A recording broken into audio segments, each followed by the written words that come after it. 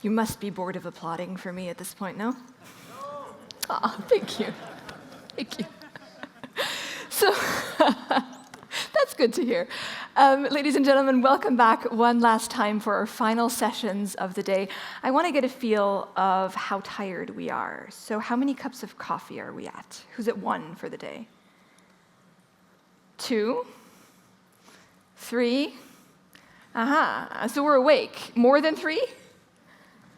Okay. So we're awake, we're caffeinated, we're ready for one last session of action, one last session of inputs and of inspiration. And we do have some of the very best saved for last, ladies and gentlemen. There are 2 more highlights in today's program that we want to get to before we say goodbye to you. First up, I had a hard time finding an introduction for our next guest because there really isn't much that he hasn't done or accomplished. He's curated and directed TED for 20 years.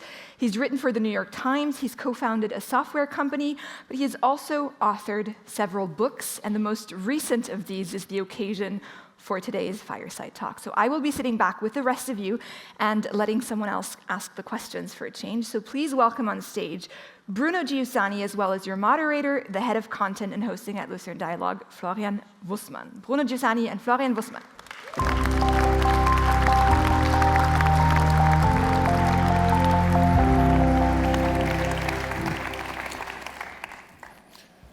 Hello, everyone. Thank you. Hello. So, for me, I have to say I'm nearly a little nervous because when you're curating conferences, you're always looking up to someone like Bruno Giussani, and now we're together on the stage. So sure. I won't ask you about the quality of this conference. We're going to do this in confidence afterwards. But I'm really glad that you're here, Bruno, because you have seen a lot. And when I was thinking about you in the past, I was always thinking about you like a global person. And when I was reading your book, which was the occasion to invite you, I realized you have a strong position on Europe as well, and you want to argue in favor of Europe. And we want to talk about this. So that's the book, and that's actually the first and only time that I'm going to pronounce it in English and in French, because my French is very bad. So, Moi d'Amérique dans nos vies, less America in our lives. We want to talk about this, and it's about the question of digital sovereignty in Europe, or the digital sovereignty of Europe. And in your book, at the very beginning, you say digital technologies are the most urgent of all the challenges of our time. And it was when I was thinking back to the talk of Gaia we heard earlier, I was thinking, what are you replying to her when you're saying digital is the most important that we have to think about now? Well, hello, everyone. Thank you for that. So I said it's the most urgent of our challenge, not necessarily the most important of our challenge, but the reason why it's most urgent is there is a whole set of challenges, global and local, that we are confronting and that we need to confront, but none of those can be confronted effectively if we don't have at least a basic shared set of facts and shared descriptions of reality. And the shared set of facts and description of reality depend very much on the quality of the ecosystem, informational ecosystem in which we live. And right now, our informational ecosystem is deeply polluted, is deeply problematic. We all have experiences with social media, we all have experiences with fake news, we all hear stories that sometimes border on the incredible, concerning things like deepfakes and the role they're starting to have. We all have heard the word hallucination regarding chatbots and artificial intelligence. And that's why I think is the most urgent. If we cannot find a way to have a healthier media ecosystem, we risk not to be able to address any of the challenges, any of the other challenges, because we won't even agree on the basic description of what the challenge is. And if I'm understanding you correctly, you would say that's a problem, but at the moment we cannot really do much about it because it's not in our hands. We don't have the tools in our European hands. We're dependent from other people. Can you describe a little bit how this dependence looks like from your point of view? Well, there are a lot of things you can do, but the essence of the discourse is right now, Europe finds itself in a very difficult position concerning this problem because we don't control most of the platforms on which we rely for our daily communication, for our information dissemination and information absorption. And we all know them. We can list the top 10, and they're all American, and maybe there is one Chinese. And that's a problem. And why it's a problem?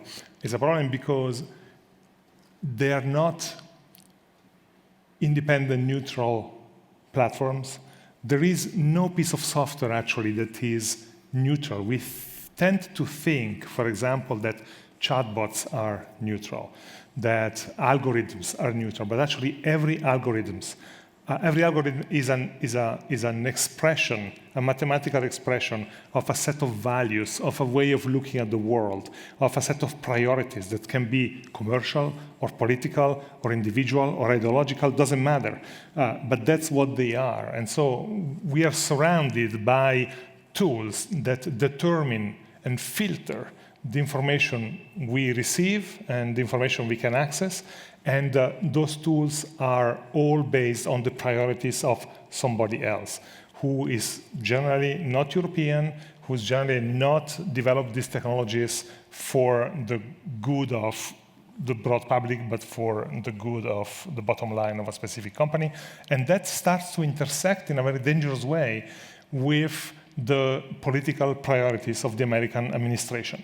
There's been a lot of discussion over the last few hours here on things like how Europe is late on the AI race and how we've been, I think it was Dominic's word, been on a holiday for a long time, the peace dividends and all that, and suddenly we need to wake up. And I think if there is an image that should have made us Europeans wake up in a very sudden and strong way and alert way was that picture of the 20th of January this year during the Trump inauguration. You may remember the president is inaugurated, and behind him, you don't have the ministers of his future government, you have the CEOs of major tech companies. All American, all billionaire, all, from my perspective, dubious characters. And that image symbolizes something profound, symbolizes an alignment between the priorities of the current American administration and the priorities and the strategies of the big tech companies.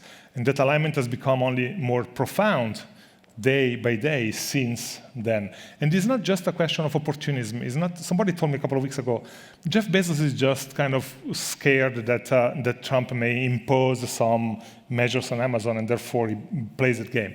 I don't think that's the case. I think that this alignment is structural. I think that President Trump has kind of opened the way for the tech industry to reveal its real face, to do what they really always wanted to do and couldn't because of regulations, because it looked inappropriate, for many other reasons. And that picture should have waken us up. The tech industry has become a tool for the coercion that the American administration is imposing on others. Now, if you take that and you apply it to things like the fact that some American laws are by nature extraterritorial. Somebody mentioned the Cloud Act in one of the talks. The Cloud Act has a specific article that says that an American company on the demand of the judicial system or the Department of Justice needs to give to the American government access to data and transmissions if they happen through their systems, independently on whether they are located in the United States or elsewhere. That's a quote. And that's a problem. And so here we are. We depend on these systems at an incredible scale, something like 80% of all big businesses in Europe, something like 90% of all public administrations. And those businesses are completely aligned with a political power that's no longer an ally, but at best it's behaving as a transactional, hostile power. So how do we deal with that? That's the big question. And already looking forward a little, you're also saying that it's political unthinkable to regulate AI or define any limits in this regard from the new administration or the tech allies that it's having. Yeah, that has to do with the fact that, so there are two things that I would like to put on the table answering that, if you don't mind. And the first one is, we need to individually and collectively, so in terms of organizations and companies and governments, we need to start thinking of software no longer as a product.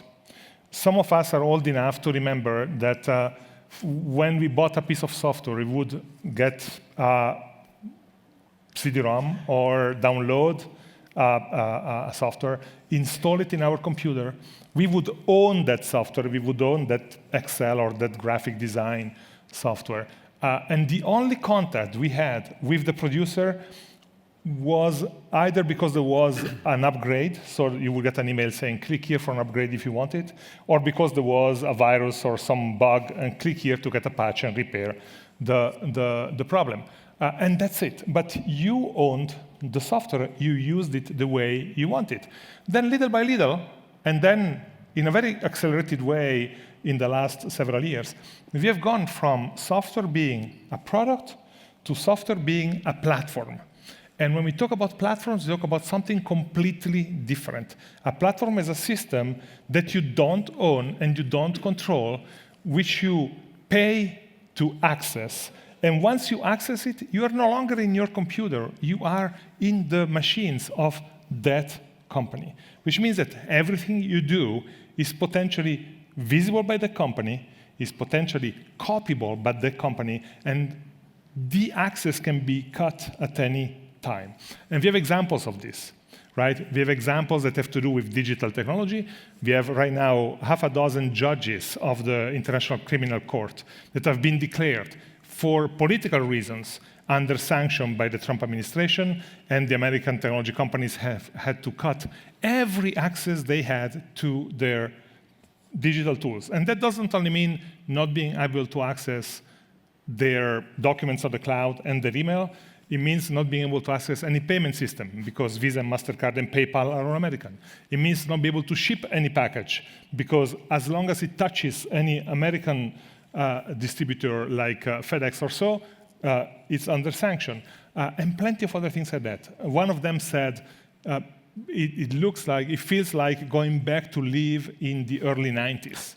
And that's what it is, right? And if that can happen for them, it can happen for any of us, and it can happen for any organization. So that's the kind of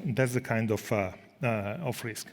And that reminds me on what René Obermann said earlier this morning here on this stage when he was talking about air defense systems, which are also European products, American products. But as you say in the book, if the US digital infrastructure is shut down, the F-35 is just a pile of metal. Yeah, so that's it. And I realized I didn't answer your question about innovation. I'm gonna do that.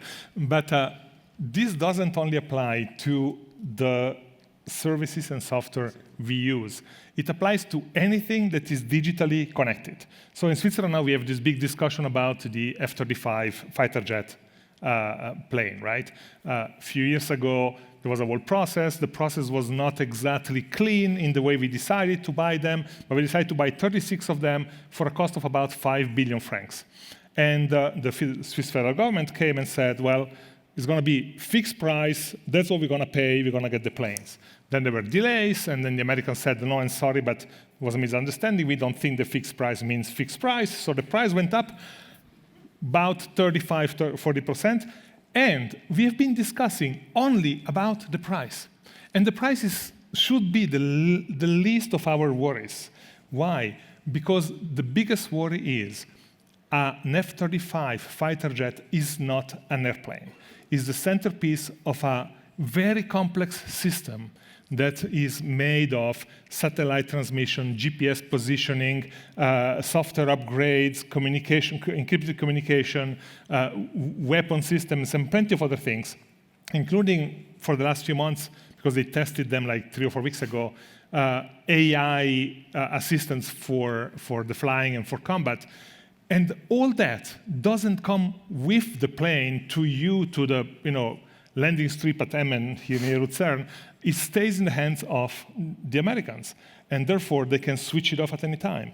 That's the problem. We are buying very expensive pieces of military kit that completely depend on the fact that the Americans will continue to support that with that whole digital system, which means that they have incredible leverage to act against us or against anyone else who buys a similar piece of weaponry in case the positions of the country don't align with their strategic intentions.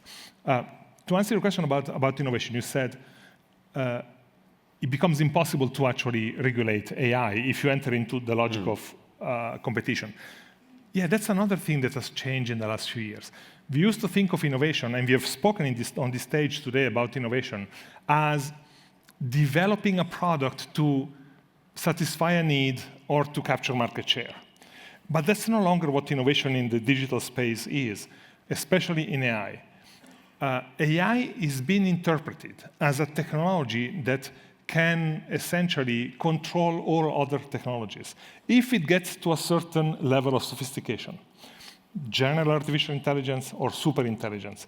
If you go into that logic, obviously you start thinking, well, the first country or the first company or even the first group of individuals who reaches with their AI development a general intelligence level or a superintelligence level will be able to essentially achieve escape velocity. Nobody will be able to keep up with them because their superintelligence will be able to tame all the inferior intelligences of everybody else.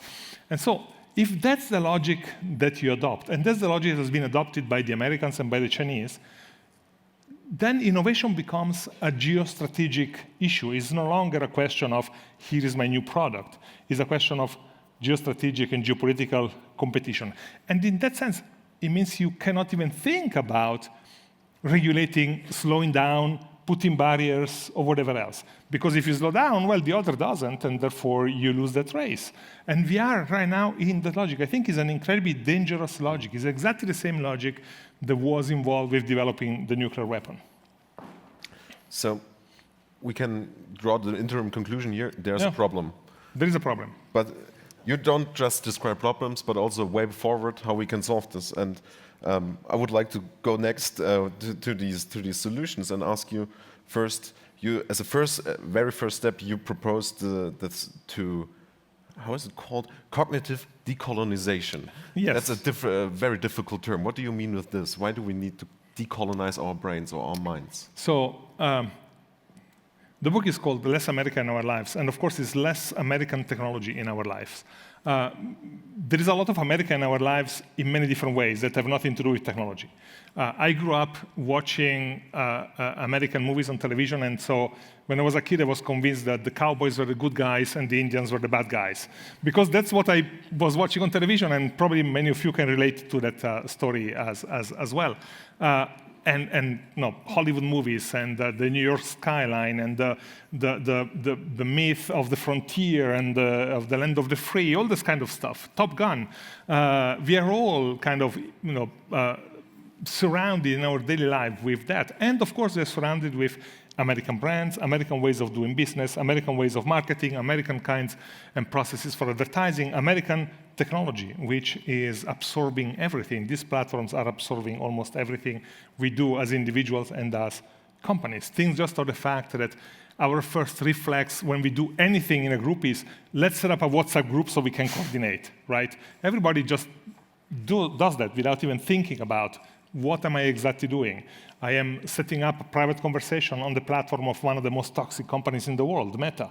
And we know it's toxic because we have a library of stories about the toxicity of Meta and Facebook before. But we do it anyway because it's become our natural reflex. It's part of the infrastructure of daily life. So we need to start thinking differently about this. I think the first step of decolonizing our minds from this overwhelming American presence is about what I just said, which is about realizing what it means when we do these kind of things. realizing that the fact that who here is on X, who has an account on X and posts regularly? 1, 2, 3, 4. Okay, this is a very healthy audience, so I compliment you. It's unbelievable, because generally you get like 1/3 of the audience, and I'm like, what are you still doing on X? We know who Elon Musk is. We know how this platform contributes to polluting the public discourse. Just by the fact of being there, then you can say, I don't post anything, I just watch. Just by the fact of being there, you contribute to maintaining and expanding the power of this person and the person around him, and therefore of a specific system, right? So we need to start thinking about these things, which doesn't mean we need to spend our day doing that, but somehow we need to be more aware of the fact that every time we turn to a screen, behind the screen there is a system of power, there is an economic system, there are choices that are made that try to influence us, and we don't have any capacity to resist that, and therefore we need to ask ourselves the question, do I really need to do this, or can I do it differently? One way of doing it differently is, do I have alternatives, for example? Of course, we know that the situation has become so advanced and so problematic that there are sectors where right now we don't really have ready-made alternatives. One is the cell phone platforms, the operating system, Android or iPhone, right? There are a couple of others that you can use. You can use a Fairphone, for example. They have a new operating system called Medusa, if I'm not mistaken, that I haven't tried it yet, but seems to work pretty well. And so, but they are tiny compared to the others. If you want to use a laptop, you use a Windows laptop, you use an Apple laptop. There are a couple of brands that are like Taiwanese and so, but they also use Windows, so you are locked into that. So there are things like that where, for now at least, there are no alternatives. But for almost every piece of software we use in daily life, aside from very specific applications, there is at least one, potentially more, either European or open source or European open source alternative that works as well. But why don't we use them? We don't use them because our minds are set on this idea of big tech. I hear often the sentence, Europe does not have alternatives to the American big tech companies.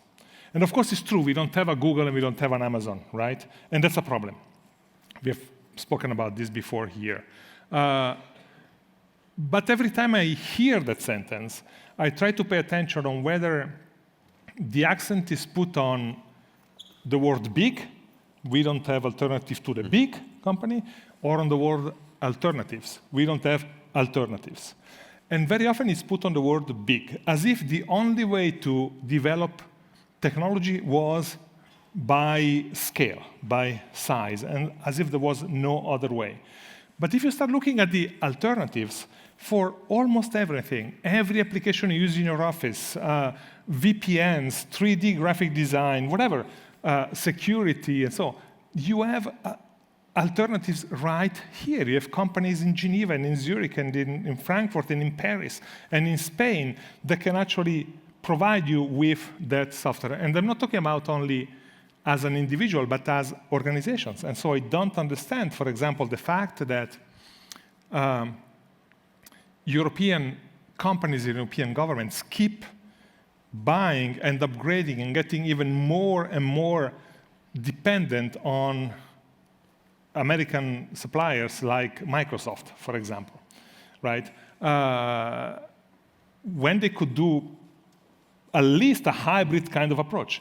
So there was a study done a few months ago by a research group in France, and they examined how much money big companies in Europe spend with American big tech, only for cloud and software services. So this excludes all the equipment, and it doesn't take into account the public sector, and it does not take into account the individuals, right? The public. Only for that, 264 billion euros a year. Now, add just, rule of thumb, these guys, so equipment, the public, administration, and the general public. Let's say we are talking about $600 billion euros a year. You remember the figure that was up on the screen before?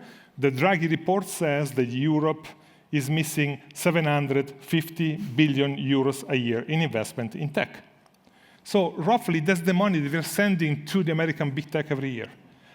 There is a problem there, right?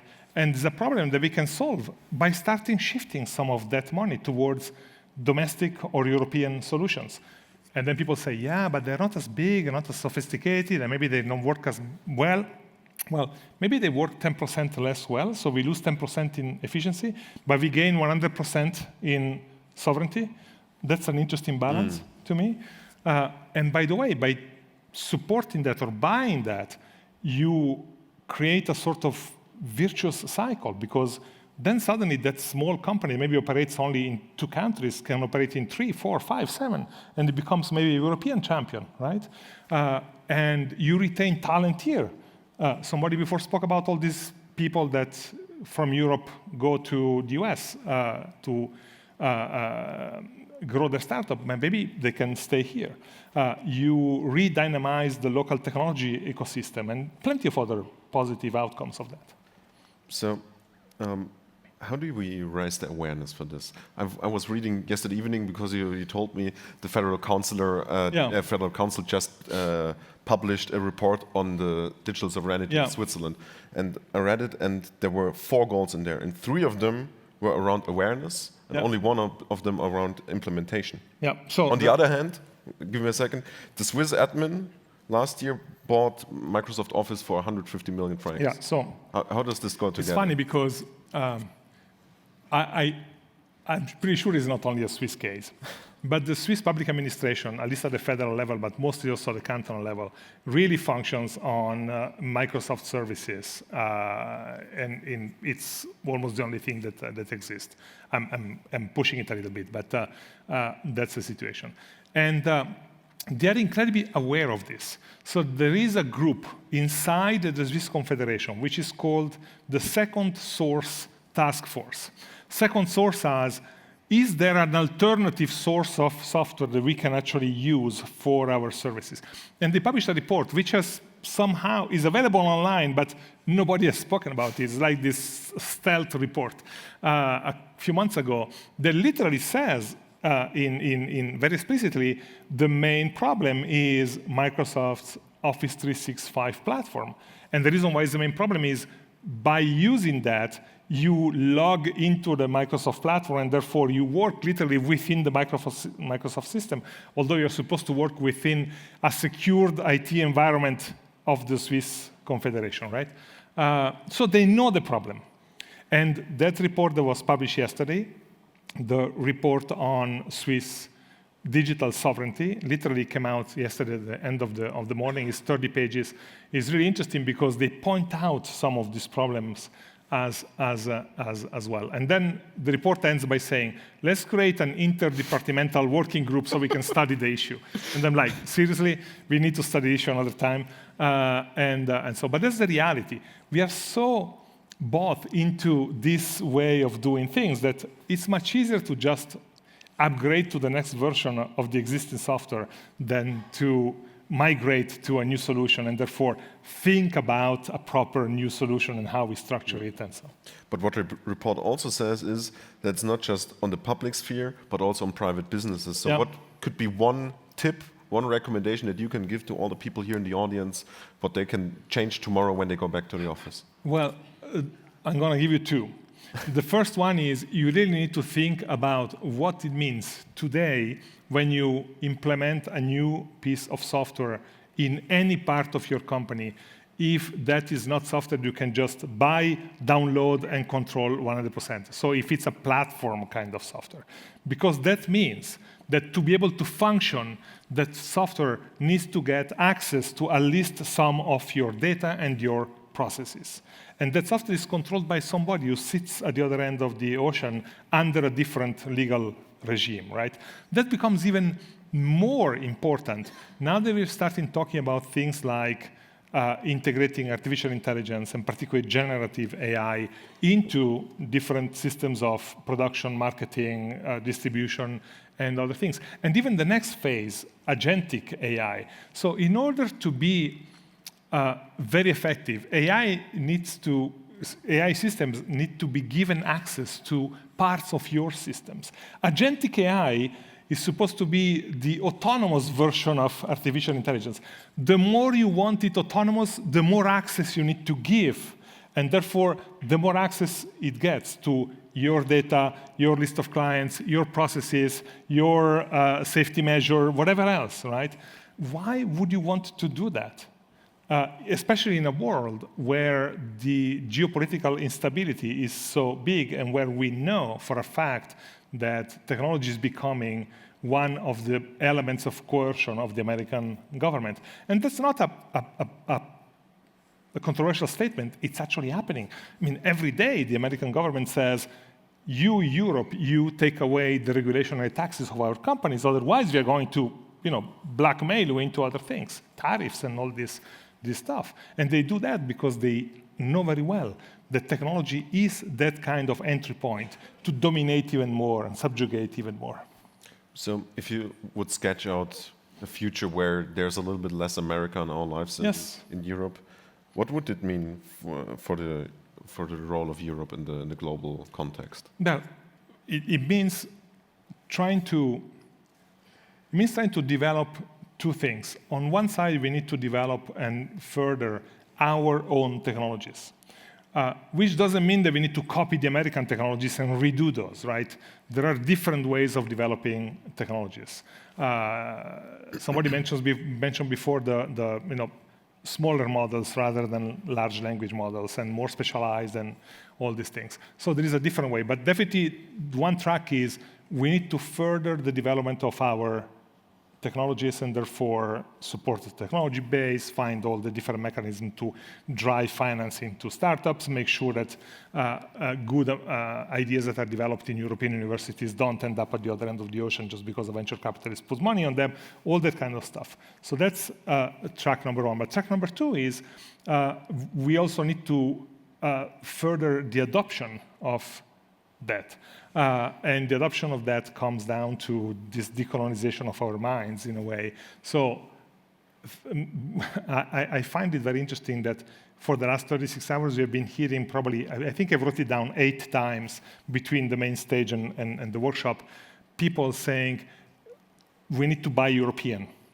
We need to prioritize European solutions and so on. Margrethe Vestager said that, and the CEO of Airbus said that, and other people as well. We need to get finally into that kind of mindset.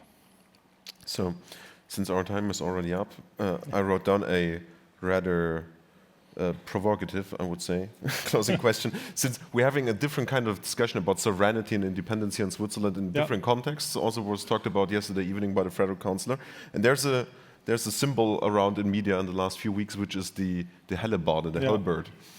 Do we need a digital hellbird for Europe? No, we don't. But one of the interesting things to me is that in the political space, we keep talking about sovereignty in a very narrow way, and in a way that matches realities of the past. The reality where you can defend your physical and geographic border and everything is fine. But we are no longer in that world.